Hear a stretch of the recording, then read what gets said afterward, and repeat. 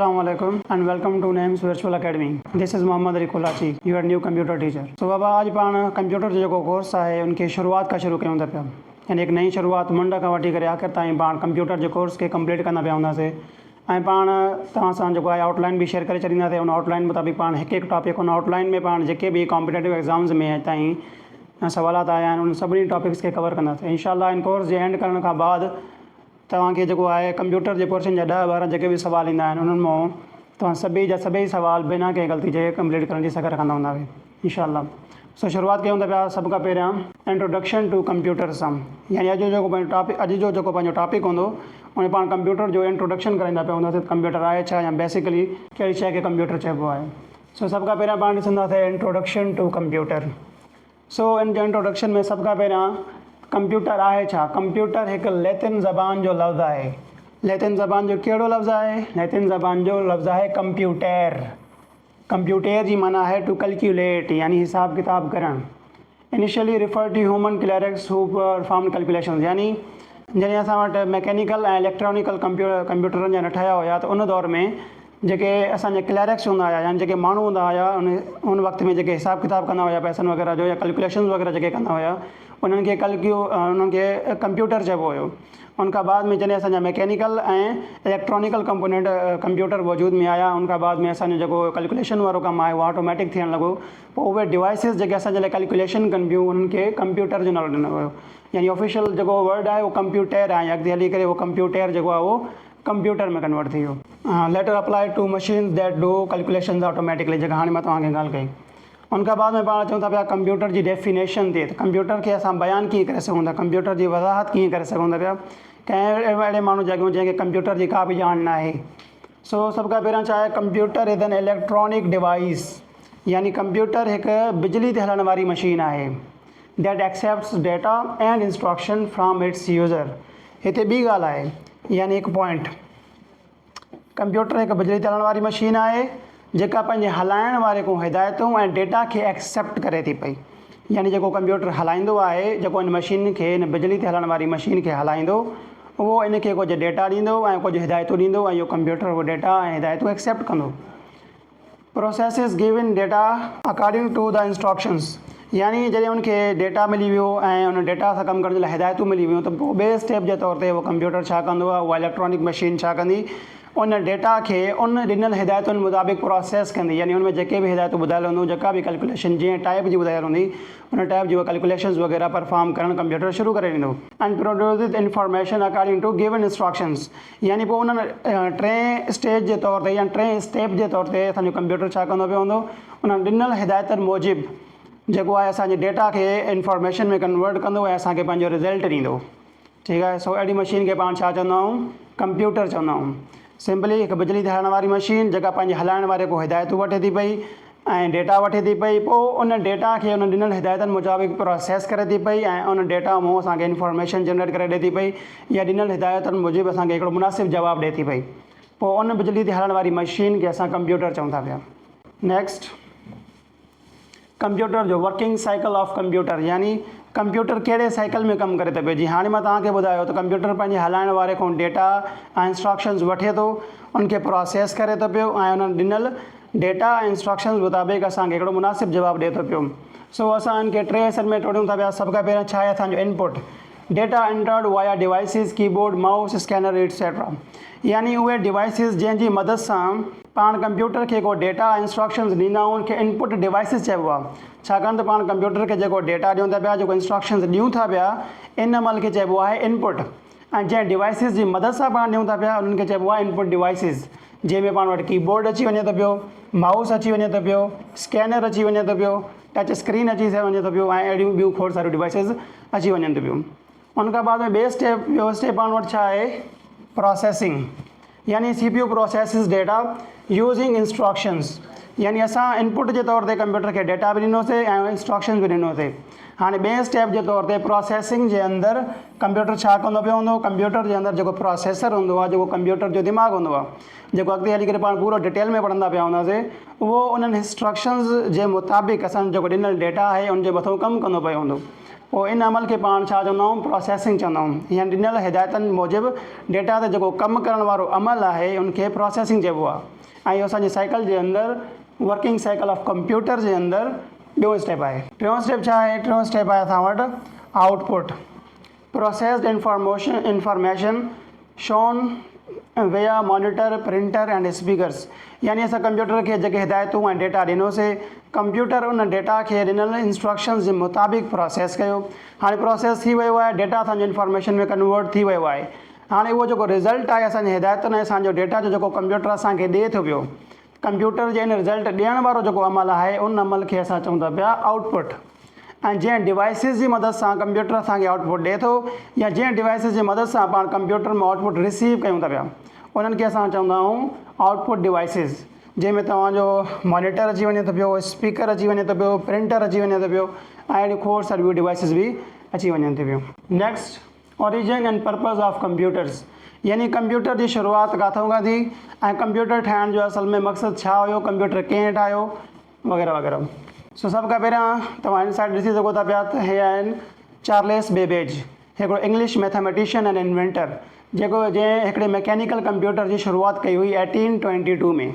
यानी 1822 खां पहिरियां असां वटि का बि अहिड़ी मैकेनिकल डिवाइस या इलेक्ट्रॉनिकल डिवाइस न हुई जेका असांजे लाइ कैलकुलेशन्स करे सघे, जेका इनपुट वठे, प्रोसेसिंग करे, असांजे हिदायतुनि जो जवाबु ॾिए। सर चार्ल्स बेबेज 1822 में सभ खां पहिरियां हिकिड़ो डिफरेंस इंजन जेको आहे उहो नाले सां हिकिड़ो कंप्यूटर ठाहियो हो 1822 में। ऐं उनखां बाद में साॻे ई इंजीनियर असांजे sir Charles Babbage analytical engine ठाहियो 1837 में। इहे ॿ डिवाइसिस ठाहे करे सर चार्ल्स बेबेज जेको आहे मॉडर्न कंप्यूटर्स जो बुनियादु रखी छॾियो। यानी उनखां पहिरियां अहिड़ी का बि डिवाइस न हुई जेका इनपुट वठे उनखे प्रोसेस करे आउटपुट ॾे। सर चार्ल्स बेबेज जेको आहे उन्हनि डिफरेंस इंजन ऐं एनालिटिकल इंजन नाले सां ॿिया मैकेनिकल कंप्यूटर्स न, इलेक्ट्रिकल न हुया। जेके इलेक्ट्रिकल कंप्यूटर्स हुया उहे 1940 खां शुरू थिया, जेके पाण कवर कंदा पिया हूंदासीं जनरेशन्स ऑफ कंप्यूटर वारे लेक्चर जे अंदरि। सही आहे। सो सर चार्ल्स बेबेज जेको आहे 1822 में डिफरेंस इंजन जे नाले सां हिकिड़ो मैकेनिकल कंप्यूटर ठाहियो जेको कैलकुलेशन परफॉर्म कंदो हुयो, इनपुट वठंदो हुयो, उनखे प्रोसेस कंदो हुयो ऐं आउटपुट ॾींदो हुयो। Computers were invented to automate the calculations. यानी जेको कंप्यूटर्स ठाहिण जे पोयां जेको बुनियादी मक़सदु हुयो, जेको बुनियादी दिमाग़ु हुयो, उहो हुयो असांजे जेके कैलकुलेशन्स आहिनि उनखे ऑटोमेटिक करणु। लाइक हिकिड़ो असां इंसान आहियूं, असां कैलकुलेशन्स कयूं था पिया, असांखे तमामु घणो टाइम लॻे थो पियो, असांजे अंदरि ग़लती जो जेको आंसर आहे उहो तमामु घणो आहे असां इंसाननि जे अंदरि। सो असां इंसान कॾहिं बि परफेक्ट नथा थी सघूं, असां केॾा बि भला हुजूं, पर इहो चांस आहे त असां कॾहिं बि कंहिं बि शइ में ग़लती करे सघूं था, भली असां उनमें केतिरा बि माहिर हुजूं, पर छाकाणि त असां इंसान आहियूं, असांजूं सलाहियतूं महदूद आहिनि, असां उनमें ग़लती करे सघूं था पिया। सो अहिड़ी डिवाइस हुननि ठाही जेका असांजे उन कैलकुलेशन्स वारे अमल खे ऑटोमेटिक करे, तेज़ करे ऐं उनमें ग़लती जो आंसर बिल्कुलु बि न हुजे या तमामु घटि हुजे। इन मक़सद खे ज़हन में रखंदे कंप्यूटर्स जो जेको आहे उहो वजूदु रखियो वियो, कंप्यूटर्स ठाहिण जो अमल शुरू कयो वियो। हाणे हिते पाण वटि हिकु टिप ॾिजे थी पई तव्हांखे कंप्यूटर जो इन्वेंटर या फादर ऑफ कंप्यूटर खे यादि रखण जे लाइ।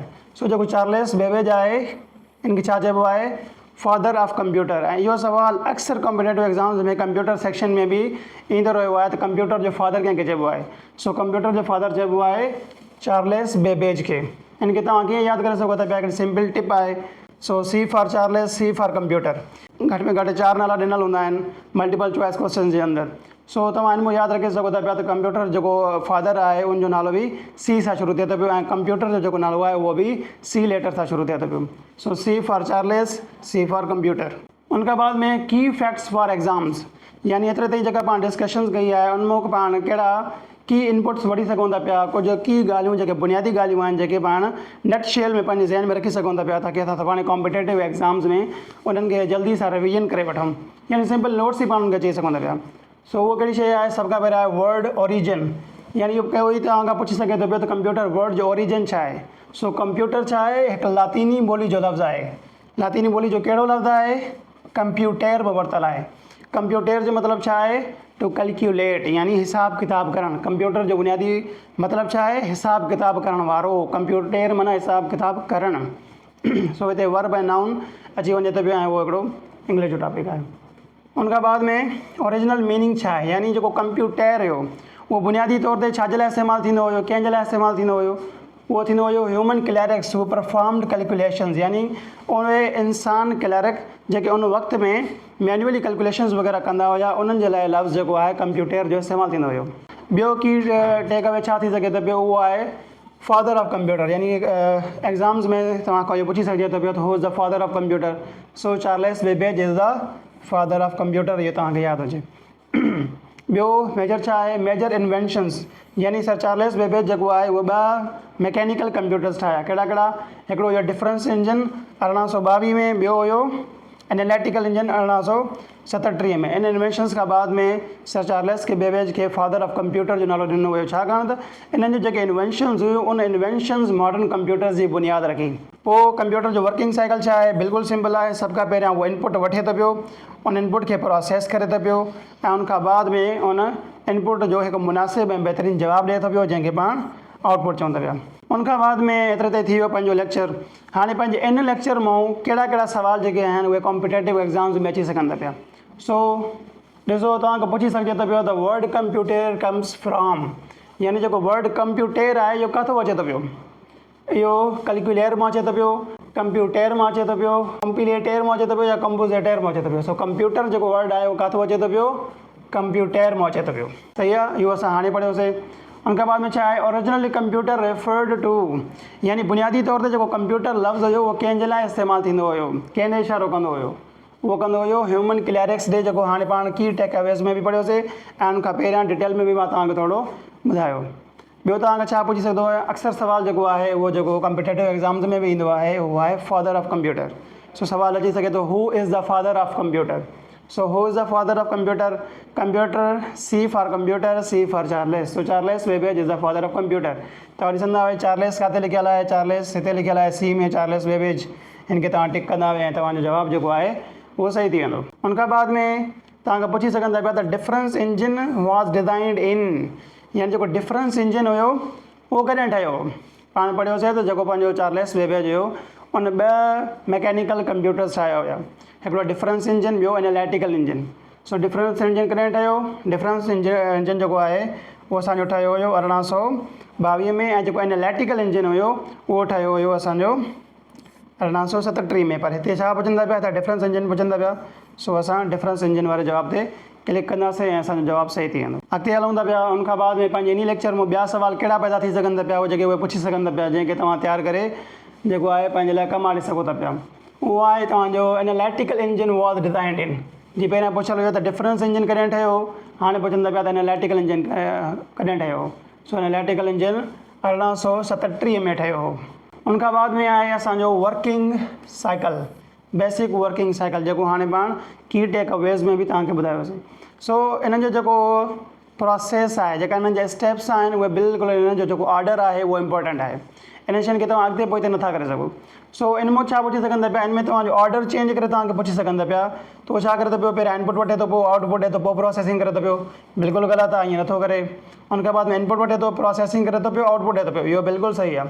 छाकाणि त इनपुट जो मतिलबु छा आहे, इनपुट जो मतिलबु आहे हलाइण वारे को डेटा ऐं हिदायतूं वठणु। प्रोसेसिंग जो मतिलबु आहे उन्हनि डेटा ऐं ॾिनल हिदायतुनि जे मथां कमु करणु। ठीकु आहे। ऐं आउटपुट जो मतिलबु छा आहे, उन डेटा ऐं ॾिनल हिदायतुनि जो हिकु मुनासिबु जवाबु हलाइण वारे खे ॾियणु। पोइ उनखे पाण छा चवंदा आहियूं, उनखे पाण आउटपुट चवंदा आहियूं। सो इहो जवाबु असांजो बिल्कुलु सही आहे, असां इनखे टिक करे छॾींदासीं। ठीकु आहे। बाक़ी हे ॾिनल आहिनि प्रोसेसिंग, इनपुट, आउटपुट, इहे बिल्कुलु उलट थी वियो असांजो, हे बि उलट आहे। सो अगरि असांखे साइकिल यादि हूंदो, वर्किंग साइकिल, त पोइ असां हिते ॾिसी करे हिकिड़े 5 सेकंडनि जे अंदरि सॉल्व करे वठंदासीं। सो उनखां बाद में असां वटि हिकिड़ो ॿियो बि सुवालु आहे, वाई वर कंप्यूटर्स इन्वेंटेड। कोई तव्हां इहो बि पुछी सघे थो पियो त कंप्यूटर छो ठाहियो वियो। सो कंप्यूटर छो ठाहियो वियो, एंटरटेनमेंट जे लाइ ठाहियो वियो, बिल्कुलु बि न। ऑटोमेट कैलकुलेशंस, हिसाब किताब खे ऑटोमेटिक करण जे लाइ ठाहियो वियो, बिल्कुलु सही आहे। कंप्यूटर जेको हुयो उहो कैलकुलेशंस खे, हिसाब किताब खे ऑटोमेट करण जे लाइ, ऑटोमेटिक करण जे लाइ ठाहियो वियो। स्टोर वीडियोज़, रिप्लेस बुक्स, इहे कंप्यूटर जा बुनियादी मक़सदु न हुया। अॼु इहे सभई कम पाण कंप्यूटर में करे सघूं था पिया, लेकिन कंप्यूटर ठाहिण जो जेको बुनियादी मक़सदु हुयो उहो हुयो टू ऑटोमेट कैलकुलेशंस खे ऑटोमेटिक करणु। Thank U.